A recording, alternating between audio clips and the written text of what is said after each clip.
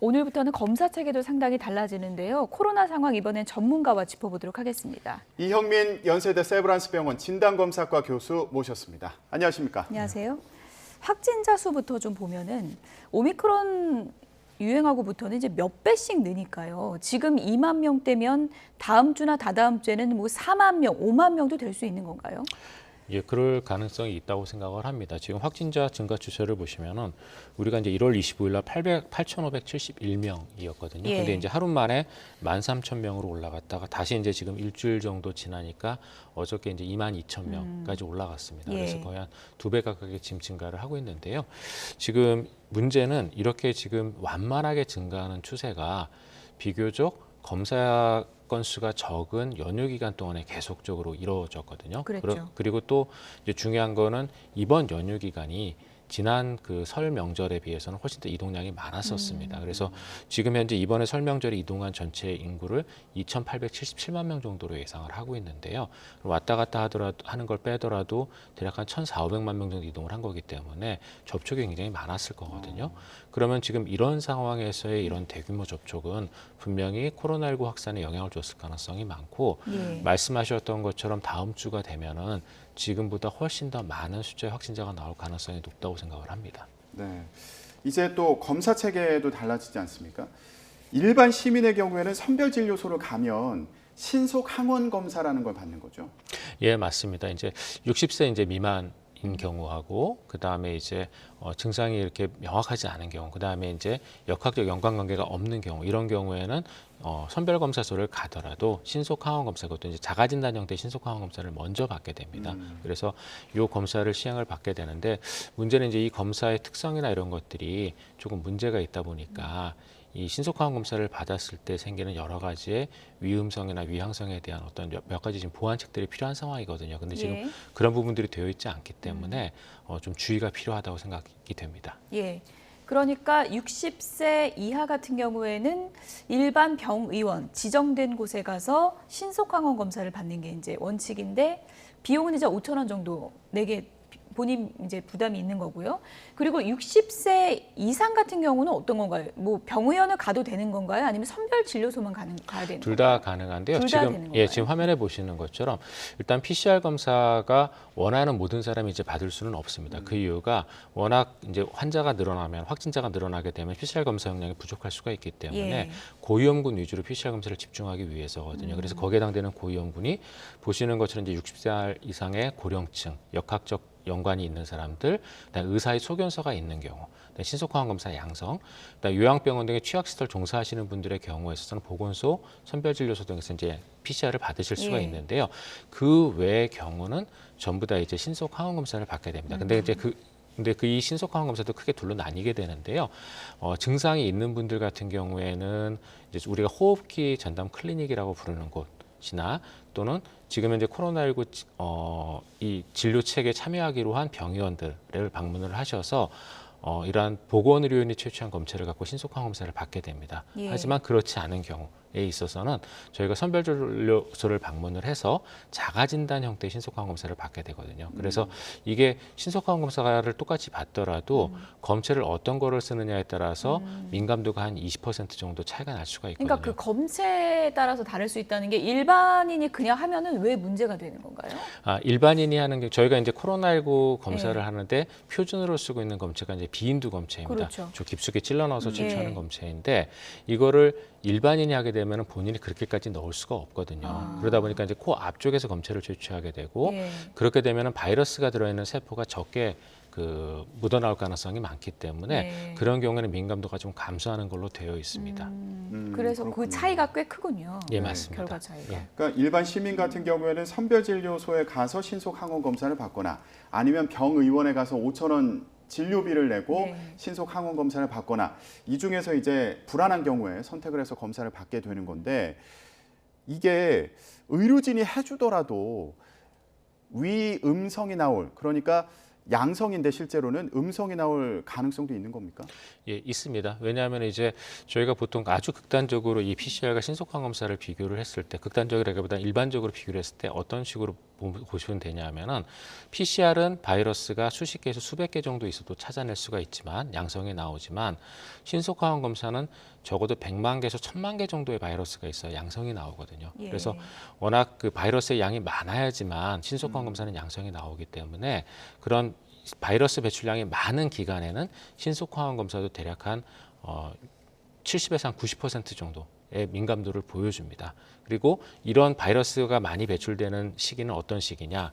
코로나19 관련 증상을 보여주면서 그러한 증상이 생긴 지 일주일 이내의 경우에 있어서는 이 신속항원 검사도 70에서 90% 정도의 양성률을 보여주지만 그렇지 않은 경우, 즉 무증상이거나 또는 증상이 시작된 지 오래된 사람들 또는 증상 발현 전의 경우에 있어서는 신속항원 검사가 신속항원 검사의 민감도는 대략 한 30에서 60% 정도로 보거든요. 예. 그래서 말씀하셨던 것처럼 본인이 코로나19 관련 의심이 가는데도 불구하고 신속항원 검사를 받을 수밖에 없는 상황이고 그 검사에서 음성이 나왔다면 너무 그 검사를 믿으시면 안 되고 예. 반드시 본인이 양성 가능성이 있을 수 있다는 걸 인지하시고 개인위생이나 이런 것들을 철저하게 지키고 그다음에 재검사를 받으시는 게 지금 상황에서 하실 수 있는 가장 좋은 길이라고 생각이 됩니다. 그래서 이제 집에서 자가진단 키트 이용하는 분도 요즘 많고 또 아이들 해주는 분도 많은데 어디까지 넣어야 이게 깊게 넣는 건지도 헷갈린다는 분들도 있고요. 그리고 또 손을 제대로 안 씻고 하면은 결과가 또 잘못 나올 수도 있다 이런 얘기도 듣는데 맞습니까? 손을 안 씻는 것보다는요. 예.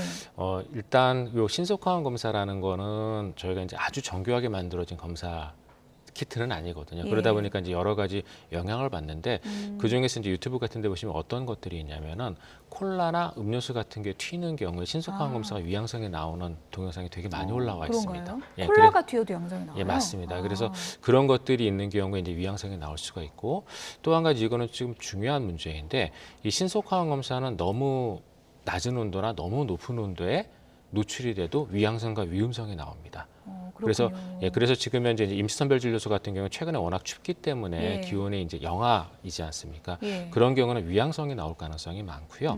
그 다음에 이제 37도 이상의 고온에 노출되는 경우는 위음성이 나올 가능성이 많습니다. 그럼 밖에서 하면 안 되고 집에서 하는 게 좋겠네요. 예, 그래서 실내에서. 맞습니다. 예. 그래서 이런 신속항원 검사를 사용하실 때는 반드시 적절한 온도가 될 때까지 좀 기다렸다가 사용하시는 게 좋고요.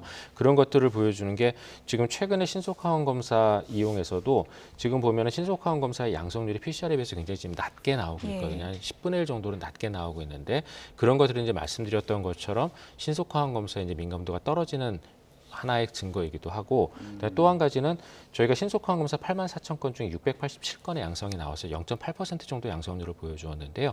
이 687건 중에서도 PCR로 확인을 해봤더니 523건만 진짜 양성이었고 나머지 164건 한 24% 정도 해당되는 거는 위양성으로 나왔거든요. 그래서 이런 여러 가지 좀 특성들을 좀 잘 아시고 이용할 필요가 있습니다. 예. 네. 자, 이제 이렇게 검사 체계도 변화가 되는데 검사뿐만 아니라 이 진료, 치료 관련해서도 체계가 좀 변화가 있습니다. 동네 병 의원들이 참여를 하게 된다고 하는데 지금 숫자가 어느 정도 되는 상황인가요?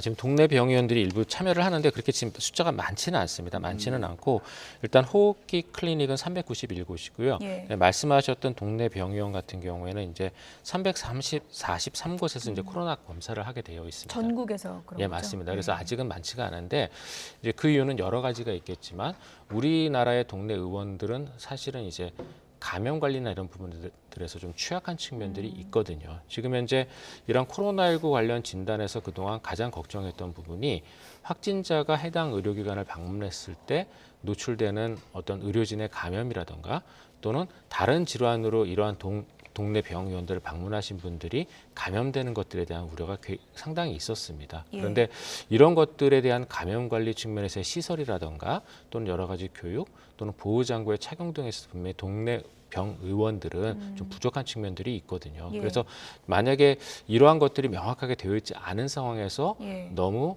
동네 병의원들에 대한 코로나19 진단, 그러니까 동네 병의원들이 코로나19 진단을 하게끔 강요하는 경우에 있어서는 동네 병의원들에 계시는 보건의료인이 감염돼서 이러한 1차 보건의료 체계가 무너질 가능성도 있거든요. 예. 그래서 이런 것들을 감안해서 어느 정도 본인들이 시설이 되어 있고 교육을 받고 할 수 있다고 생각하시는 분들만 지금 들어와서 예. 하다 보니까 아직은 많지는 않습니다. 교수님, 근데 이제 병원 수도 지금 많지 않고, 그리고 더 저는 걱정이 되는 게 병원마다 뭐 PCR만 되는 데가 있고, 뭐 둘 다 되는 데가 있고, 아니면 또 치료제까지 되는 데가 있고 아닌 데가 있고, 이것도 헷갈리더라고요.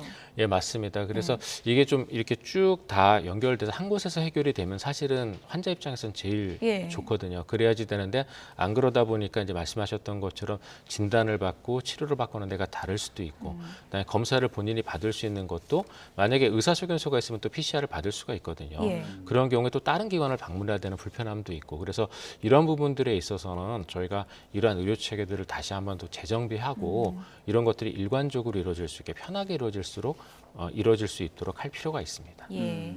근데 동네 병의원 같은 경우에는 일반 환자하고 동선이 또 겹칠 우려도 있지 않습니까?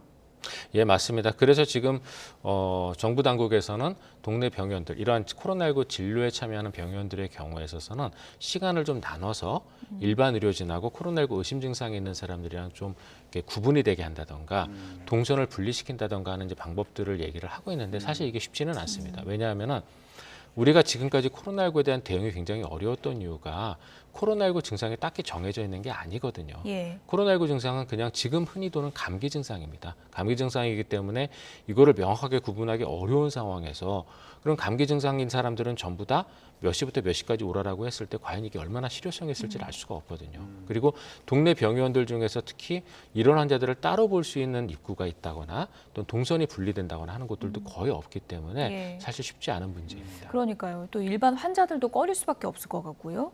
교수님, 끝으로 이 얘기를 좀 해보겠습니다. 우리는 아직 오미크론 정점이 아닌데 먼저 확 늘어났던 유럽의 경우를 보면 덴마크 예를 들면 지금 방역 규제 그냥 다 풀고 마스크도 벗기로 했다고 그러더라고요. 이건 예. 어떻게 봐야 될까요? 맞습니다. 이제 덴마크 같은 경우는 근데 이제 오미크론을 이기고 그러는 건 아니고 예. 오미크론이 워낙 많이 늘다 보니까 지금 어쩔 수 없이 그 단계로 갔다고 생각이 예. 되는데요. 지금 현재 영국 같은 경우 말씀 주셨던 덴마크가 또 그런 하나의 사례이지만 예. 영국 역시 마찬가지인데요.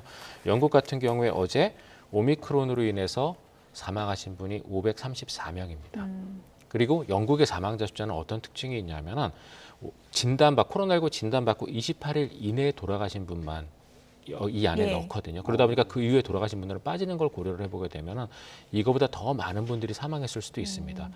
그렇기 때문에 오미크론의 어떤 병독성이나 이런 것들이 기존 델타 변이나 이런 것들에 비해서 한 5분의 1 정도 수준이라고는 하지만 워낙 많은 환자가 발생하다 보니까 보건의료에 미치는 영향은 굉장히 강력하거든요. 만약에 이 영국의 데이터를 우리나라에 그대로 적용을 하면 우리나라도 10만에서 15만 명의 확진자가 나올 수가 있고 하루에 대략 한 300에서 400분이 코로나19로 돌아가실 수도 있습니다. 그래서 이런 것들을 고려했을 때 아직까지는 좀 주의가 필요하다고 생각이 됩니다. 완벽한 정답이 지금 뭔지 아무도 모르지만 어쨌든 해외 사례도 좀 참고해 볼 만은 하다, 이런 생각이 드네요. 지금까지 이영민 연세대 세브란스 병원 진단검사과 교수였습니다. 고맙습니다.